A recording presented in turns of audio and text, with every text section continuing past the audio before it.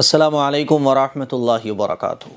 Sunday comment box के एक नए एपिसोड के साथ मैं आप लोगों का भाई एम कासमी आप लोगों की खिदमत में हाज़िर हूँ। इस्लामिक दीनी तरबियती कोर्स शुरू हो चुके हैं और नए एडमिशन भी लिए जा रहे हैं। जो हमारे भाई जो हमारी बहनें इस्लामिक दीनी तरबियती कोर्स जो 3 महीने का है, हफ्ते में सिर्फ़ 2 क्लास होती है। ये शॉर्ट कोर्स है जिसमें आपको दीन की बुनियादी चीज़ें सीखने को मिलेंगी। लड़कियों की क्लास अलग है, लड़कों की अलग है और हर उम्र के लोग इस क्लास को ज्वाइन कर सकते हैं। पूरे कोर्स की जो फ़ीस रखी गई है वो 1000 रुपये रखी गई है और कोर्स कंप्लीट होने के बाद एग्ज़ाम होगा। एग्ज़ाम के बाद आप लोगों को सर्टिफिकेट भी दिया जाएगा। बहुत अच्छा कोर्स है। इसमें आपको दीन की जो बुनियादी चीज़ें हैं ना वो पता चलेंगी। नमाज कैसे पढ़ना है, वज़ू कैसे करना है, गुस्ल कैसे करना है और आपको पता चलेगा कितने फ़र्ज़ होते हैं, कितनी सुन्नतें होती हैं। सारी चीज़ें आपको पता चलेंगी। तो अगर आप इस कोर्स को ज्वाइन करना चाहते हैं तो 7417810799 पर आप व्हाट्सअप SMS भी कर सकते हैं और 5 बजे से लेकर रात के 11 बजे तक आप कॉल भी कर सकते हैं। इसके अलावा आप मेल कर सकते हैं अपने एडमिशन कराने के लिए askam.kasmi@gmail.com पर। ठीक है, आप लोगों के बहुत सारे सवालात हैं। पहला सवाल मैं लेता हूं बग़ैर किसी ताख़ीर के, क्योंकि शुरुआत में हम लोगों की बातें बहुत ज़्यादा हो जाती हैं। मुस्कान गुज्जर ये कहती हैं, अगर लड़की की बचपन में शादी हो जाए और उसका तलाक़ हो जाए, बड़े होने पर बिना ससुराल भेजे और वापस उसी से निकाह हो जाए तो क्या हलाला होगा? तब भी इसकी देखिए 3 सूरतें निकलती हैं। एक तो ये मसला आपने जो पूछा है ये मसला क्लियर नहीं है, क्योंकि हस्बैंड ने रुखसती से पहले जो तलाक़ दी है वो कैसे दी है, इस पर पूरे मसले का दारोमदार है। मसला तभी जवाब आपको क्लियरली मिलेगा कि हस्बैंड ने तलाक़ कैसे दी है। रुखसती से पहले अगर हस्बैंड ने 1 तलाक़ दी है या 3 तलाक़ अलग अलग वक्त में अलग अलग जगहों पर दी हैं, है ना, तो फिर तो ये हुक्म है कि निकाह दोबारा हो जाएगा उसी हस्बैंड से। ठीक है, लेकिन अगर हस्बैंड ने रुखसती से पहले इकट्ठी एक ही वक्त में 3 तलाक़ दे दिए तो फिर जो है हलाल शरइया के बग़ैर उसी से निकाह नहीं हो सकता। ठीक है, अब ये आपने बताया नहीं है कि हस्बैंड ने डिवोर्स कैसे दी है। तो हस्बैंड ने जिस तरह से डिवोर्स दी होगी तो उसी के अकॉर्डिंग मसले का जवाब होगा। मुझे उम्मीद है ये मसला आपको क्लियर समझ आ गया होगा। ज़ीशान खान पूछते हैं, आपको अल्लाह ताला बहुत ही खुश रखे, आमीन सुम्मा आमीन, और दुनिया में भी और आखिरत में भी बहुत ही खुश रखे, आमीन। ये दुआ दे रहे हैं। अल्लाह ताला आपको भी खुश रखे और जितने भी हमारे देखने वाले भाई हमारी बहनें हैं और जितने भी मुसलमान इस दुनिया के अंदर मौजूद हैं, अल्लाह ताला सबको खुश रखे और दुनिया और आखिरत की भलाइयाँ अता फ़रमाए। अमान ख़ान पूछते हैं, मुफ्ती साहब मैंने इन सवालों को डेली मसाइल में भी पूछा था मगर मुझे जवाब नहीं मिला। मुफ्ती साहब संडे कमेंट बॉक्स कमेंट को लेकर मुझे इन बातों के बारे में ज़रूर बताइएगा। इन्होंने बहुत सारे सवालात लिखे हैं। मुफ्ती साहब मज़ार बनाना, पक्की कब्र बनाना कैसा है? देखिए पक्की कब्र जो है ना वो नहीं बनाना चाहिए। पक्की कब्रें नहीं बनाना चाहिए, बल्कि कच्ची कब्रें ही बनाना चाहिए। पक्की कब्रों की ममानियत हदीस में आई है। नंबर 2, मुफ्ती साहब मज़ार का खलीफा बनना, मुजाहिद बनना कैसा है? अरे यार, मस्जिद के मौज़िन बनो, मस्जिद के इमाम बनो, तरावी सुनाने वाले हाफिज़ बनो, कारी बनो, आलिम बनो, दीन की मेहनत करने वाले बनो। कैसे सवाल पूछ रहे हो आप? मस्जिद का मुजाहिद तो वही शख्स बनता है जिसको बस बैठे बैठे हलवा पूरी चाहिए होती है। दीन की दावत दो लोगों को, अजान दो मस्जिद में, कुरान अपना अच्छा करो, लोगों को कुरान सिखाओ, कुरान का उस्ताद बनो, दीन के माहिर बनो। ये बनो यार, ये क्या पूछ रहे हो आप, है ना? ये क्यों बनोगे आप? मतलब इससे क्या है, क्यों बनोगे आप? मुफ्ती साहब मेरा कज़िन अजमेर शरीफ से आया है और वो ढेर सारा खुर्दा लाया है जिसको सब में तकसीम कर रहा है। देखिए खुर्दा जो होता है मेरे ख्याल में कोई खाने की चीज़ होती है और ये तो अजमेर में किसी शॉप से उसने ले लिया होगा और वो सबको दे रहा है, तो इसमें कोई हरज की बात नहीं है। लेकिन अगर ये चढ़ावा है किसी कब्र का ये चढ़ावा है गैरुल्लाह के नाम का, तो फिर ये नहीं खा सकते। तो इसीलिए आप कंफर्म कर लीजिएगा। रसूलुल्लाह सल्लल्लाहु अलैहि वसल्लम ने मना फरमाया, और रसूलुल्लाह सल्लल्लाहु अलैहि वसल्लम की हदीस से ये बात साबित है कि गैरुल्लाह के नाम पर जो चीज़ चढ़ाई जाती है वो खाना मुसलमान के लिए जायज़ नहीं है। मुफ्ती साहब, मेरा एक चाचा जिनके यहाँ पर हर साल उर्स होता है मज़ार वालों का, मुफ्ती साहब उर्स में खूब कव्वाली होती है, खूब फातिहा होती है। देखिए, कव्वाली जिसमें साउंड होता है, म्यूज़िक होता है, कुफरी और शिरकिया कलिमात नहीं होते, तो उसमें तो कोई हरज नहीं है। लेकिन जितनी भी कव्वाली होती हैं सब ढोल के साथ होती हैं, ढोल के साथ, और गाने बजाना, ढोल बजाना। हदीस शरीफ में आता है ना कि जो शख्स गाने सुनने का आदी हो, जो गाने सुनता होगा, म्यूज़िक सुनेगा, अल्लाह ताला क़यामत में उसके कानों में गरम सीसा पिघला कर डालेगा सज़ा के तौर पर। गाना सुनना ये हराम है, म्यूज़िक हराम है, ढोल ढपलियाँ ये सब नाजायज़ और हराम और खुराफात वाली चीज़ें हैं। तो आम तौर पर जो उर्स में कव्वालियाँ होती हैं वही होती हैं, ढोल लेके बैठे होते हैं, बजा रहे होते हैं। इन चीज़ों से हमें बचना चाहिए। चादर चढ़ाई जाती है, खूब लंगर बना होता है, लंगर भी होता है। मुफ्ती साहब, अरे यार आजकल जो है ना वो मस्जिदें खाली हैं, मज़ार भरे हुए हैं, यही चल रहा है पूरे एशिया में और इंडिया में, पाकिस्तान, बांग्लादेश, ये जो एशिया के ममालिक है ना, यहाँ ये बहुत चलता है। मस्जिदें वीरान पड़ी हुई हैं, फजर की नमाज में 3-4 लोग आते हैं नमाज़ पढ़ने के लिए, पूरी की पूरी मुस्लिम आबादी सो रही होती है बिस्तर में।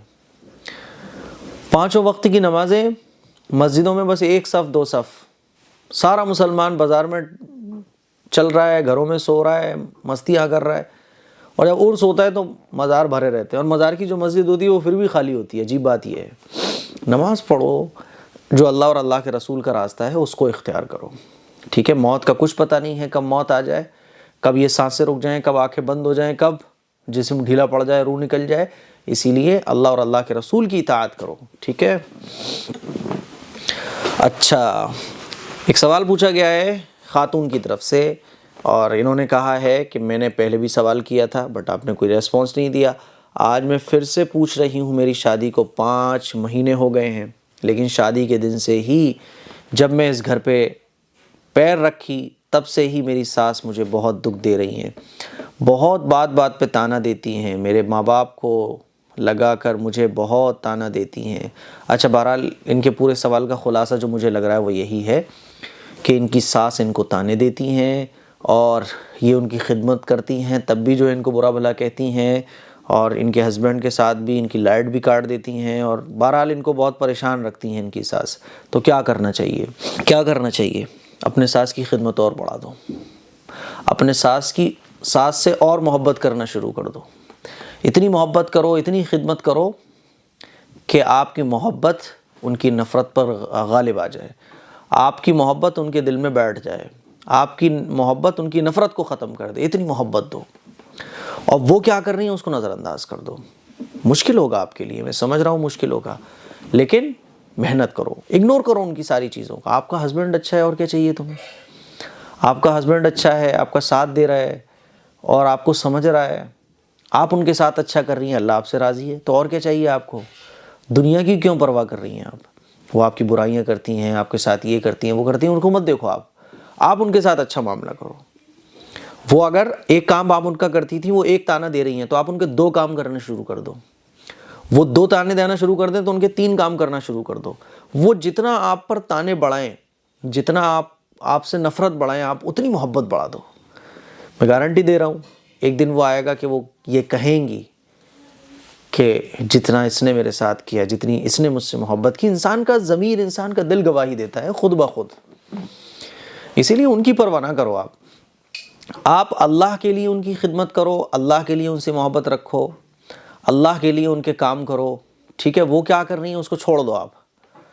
अल्लाह आपको दुनिया में भी इज़्ज़त अता फ़रमाएगा, आखिरत में भी इज़्ज़त अता फ़रमाएगा। चलो मैं एक वाक़या अपना सुना देता हूँ कि किस तरह से हम ऐसी सिचुएशन को हैंडल कर सकते हैं। देखिए, एक तरीक़ा तो ये है कि आप यही सोच के घुलती रहो, वो मेरे साथ ऐसा करती हैं, वो मेरे साथ ऐसा करती हैं, मैं उनके साथ ऐसा कर रही हूँ और वो मेरे साथ ऐसा करती हैं, बताओ 10 जगह जाके बुराई कर दी। तो आपका पूरा दिन इसी में गुजर जाएगा, यही सोचते सोचते। आप डिप्रेशन में चली जाओगी, टेंशन में चली जाओगी, बुढ़ापा जल्दी आएगा, बाल जल्दी सफ़ेद हो जाएंगे, 10 साल आपकी ज़िंदगी इसी कश्मकश में गुजर जाएगी, वो क्यों नहीं सही हुई, मैंने उनके साथ इतना किया और उन्होंने मेरे साथ ऐसा किया, है ना। तो ये सारी ज़िंदगी आपकी ऐसी गुजर जाएगी 8-10 साल की। और अगर आप ये छोड़ दो, आप सोचोगे तो अल्लाह के लिए कर रही हूँ, वो बुरी है, मुझे क्या मतलब, मैं तो अच्छी हूँ ना, तो मेरा मामला अल्लाह के साथ है, मेरा हस्बैंड अच्छा है, मुझे अपनी फैमिली को बनाना है, कोई बात नहीं, वो मेरी बड़ी है, कोई मसला नहीं है, अल्लाह मुझे अजर अता फरमाएगा। तो आपको एक सुकून भी मिलेगा, आपको टेंशन नहीं होगी, आप स्ट्रेस नहीं लोगी और आपकी ज़िंदगी में सुकून रहेगा। क्योंकि जब कोई भी बंदा काम अल्लाह की रज़ा के लिए करता है तो फिर दुनिया वालों से उसे कोई गिला शिकवा नहीं होता। मान लीजिए वो आपके घर आई, आपने उनको नाश्ता पानी कराया, आप पीछे जाके वो कहने लगी कि बताओ मुझे पूछा भी नहीं, तो आपको टेंशन नहीं होनी चाहिए। क्यों? आपने अल्लाह के लिए खिलाया पिलाया था, भाई वो उनको गलत लग रहा है, ठीक है, कोई बात नहीं है। तो इससे क्या होगा कि एक तो आपकी ज़िंदगी बहुत अच्छे से रहेगी, दूसरी बात ये कि अल्लाह आपकी ज़िंदगी में भी और आखिरत में भी आपको इज़्ज़त अता फरमाएगा।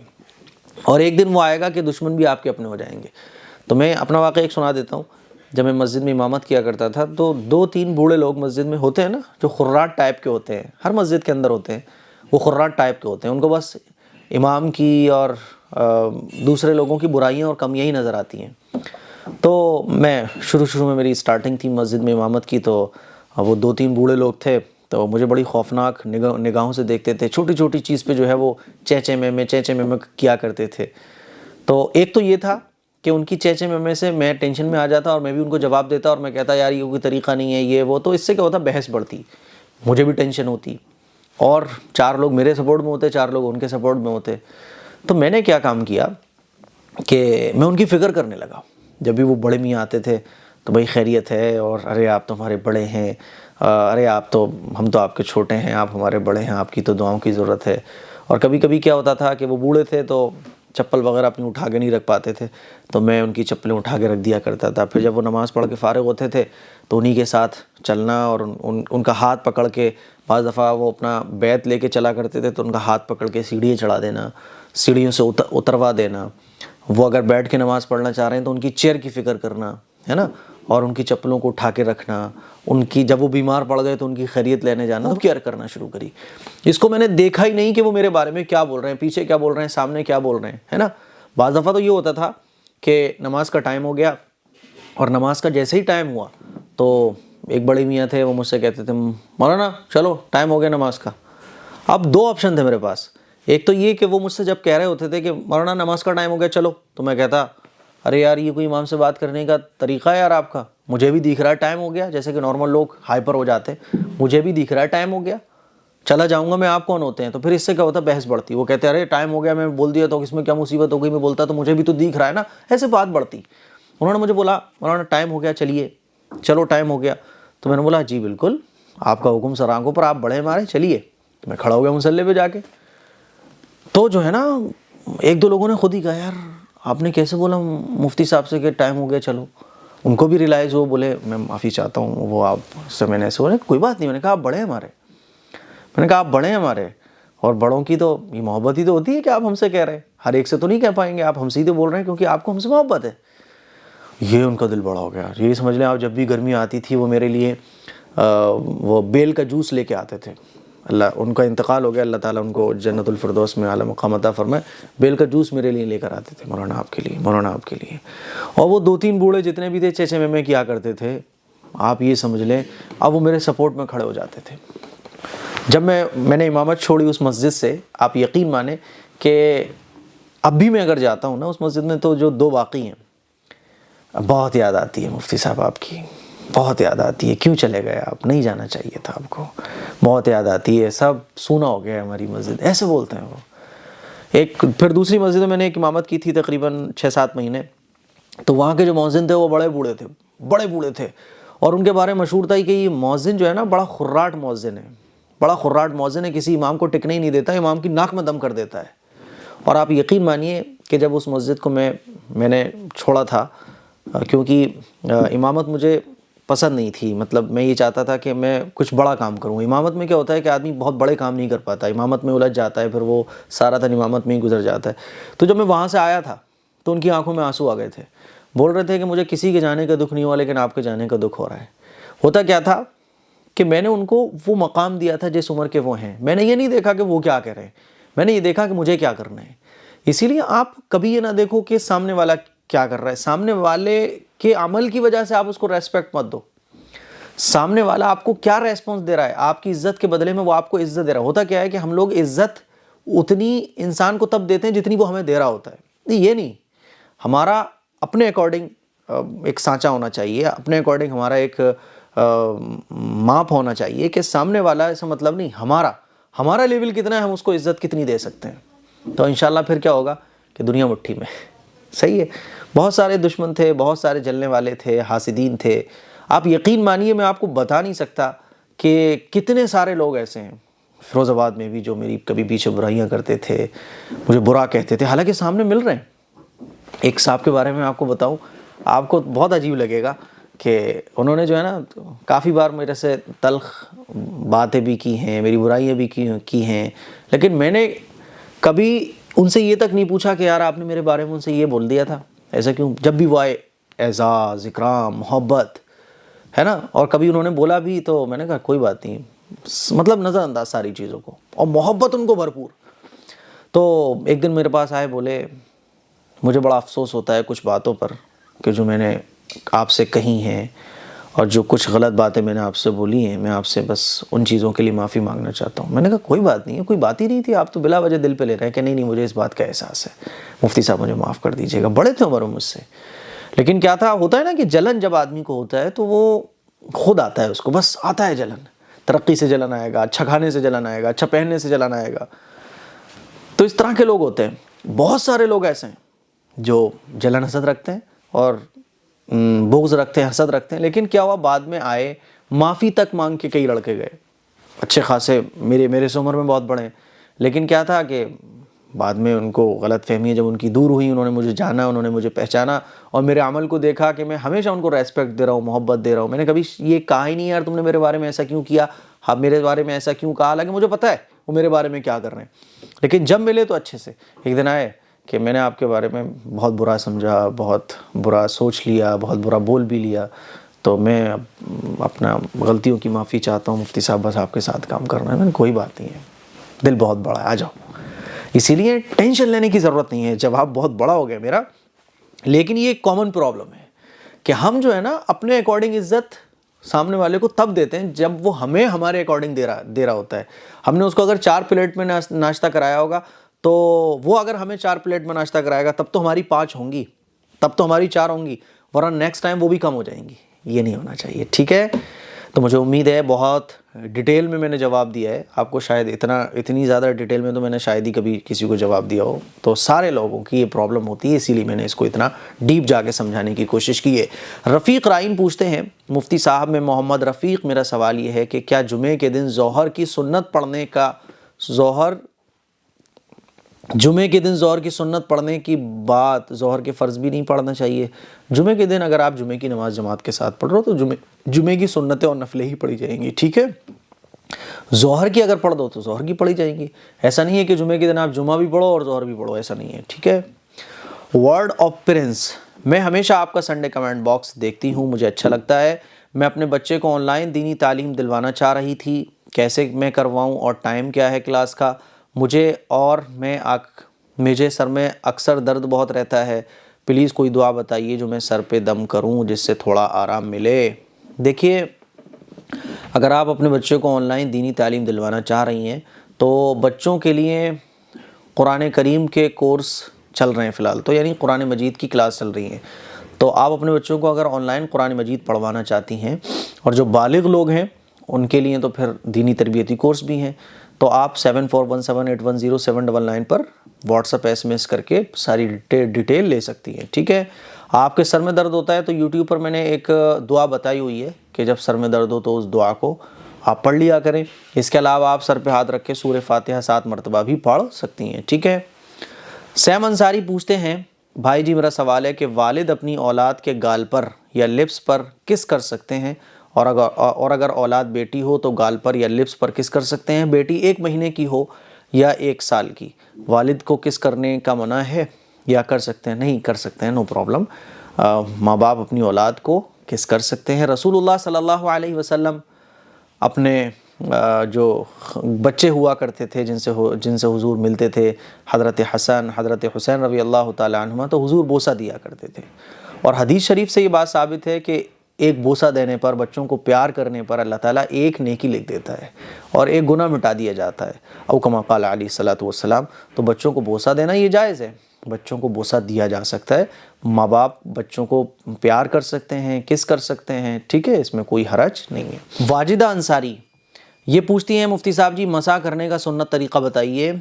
मसा करने का सुन्नत तरीक़ा यही है कि आप तर हाथ लेकर यूँ रखो और पीछे की तरफ ले जाओ और पीछे से आगे की तरफ ले जाओ, हो गया मसा, ठीक है। अच्छा, मुफ्ती साहब जी और नमाज के ऊपर वीडियो बनाएं, बड़ी मेहरबानी होगी। कुरान के तर्जुमे की क्लास भी आगे को बढ़ाएं, बड़ी मेहरबानी होगी। जी इंशाल्लाह, बिल्कुल ज़रूर, बहुत जल्दी इंशाल्लाह। सबीहा नाज कह रही हैं, सर आपके अखलाक बहुत अच्छे हैं। इखलाक नहीं होता, अखलाक होता है, ठीक है, अखलाक होता है। सर आपके अखलाक बहुत अच्छे हैं, अल्लाह आपको और आपके परिवार को खुश रखे, आमीन। आपके भी अखलाक बहुत अच्छे हैं, मुझे लग रहे हैं, ठीक है। रहीम पठान पूछते हैं, मुफ्ती साहब मेरा सवाल ये है कि बाजमात नमाज पढ़ते वक्त खुदा ना खास्ता अगर वज़ू टूट जाए तो क्या करें, जबकि हम आगे की सफ़ में हों। देखिए, अगर आप निकल सकते हो तो निकल जाएं। जैसे ही आपका वज़ू टूटा, आपकी नमाज़ ख़त्म हो गई, अब आप नमाज़ पढ़ने की एक्टिंग भी मत करो, फ़ौरन नियत तोड़ दो, क्योंकि नियत तो वैसे ही टूट गई आपकी, ठीक है। अब अगर निकलने की जगह नहीं है, एक तो ये कि निकलने की जगह है तो आप निकल जाओ, यानी आपके पीछे जो आदमी है, तो जब आप निकलोगे तो पीछे वालों को ये चाहिए कि जब कोई निकल रहा हो तो कंधे थोड़े साइड से कर ले ताकि निकलने वाला निकल जाए।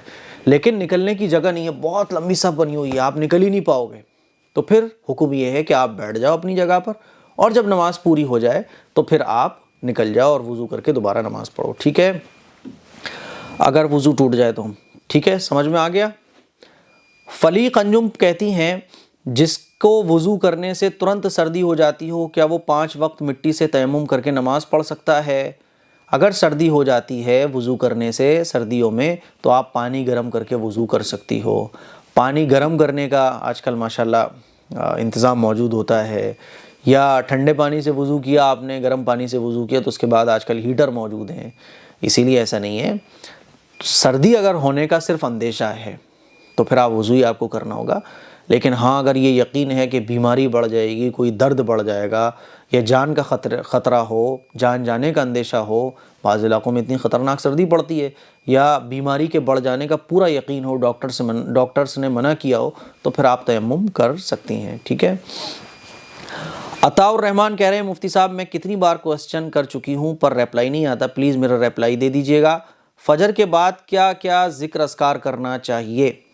फ़जर के बाद आप जो है वो सबसे पहले तो नमाज के बाद जो तस्बीह फ़ातिमी पढ़ी जाती हैं वो तस्बीह फ़ातिमी पढ़ें, आप सुबह शाम की दुआएं पढ़ें, कुरान मजीद की तिलावत करें, ठीक है। बस यही ज़िक्र व अस्कार होते हैं सुबह के, नो प्रॉब्लम। उसके अलावा जो आप पढ़ना चाहो वो पढ़ो, दुरूद शरीफ पढ़ लो, इस्तिग़फ़ार पढ़ लो, ठीक है, कुरान मजीद की तिलावत कर लो, जितने दीनी काम आप पूरा आधा एक घंटा आप फ़िक्स कर लो, ठीक है। जैसे कि नमाज इशराक की नमाज़ है, ये रसूलुल्लाह सल्लल्लाहु अलैहि वसल्लम पढ़ा करते थे। फ़जर की नमाज़ के बाद मुसल्ले पर बैठे रहते थे, और जब इशराक की नमाज़ का वक्त होता था तो आप अलैहिस्सलातु वस्सलाम इशराक की नमाज़ अदा फरमाते थे। तो फ़जर की नमाज़ के बाद आप मुसल्ले पर बैठे रहो, तस्बीह वगैरह पढ़ो, कुरान मजीद पढ़ो, दुआ और इस्तिग़फ़ार करो, दुरूद शरीफ पढ़ो। उसके बाद इशराक की नमाज़ पढ़ने के बाद आप मुसल्ले से हटो और अपने काम वगैरह करो। तो नो प्रॉब्लम, जितना आप चाहो उतना टाइम निकाल कर अपने लिए ख़ास कर लो, और उतने टाइम में आप इबादत के जितने भी काम है वो आप कर सकते हो।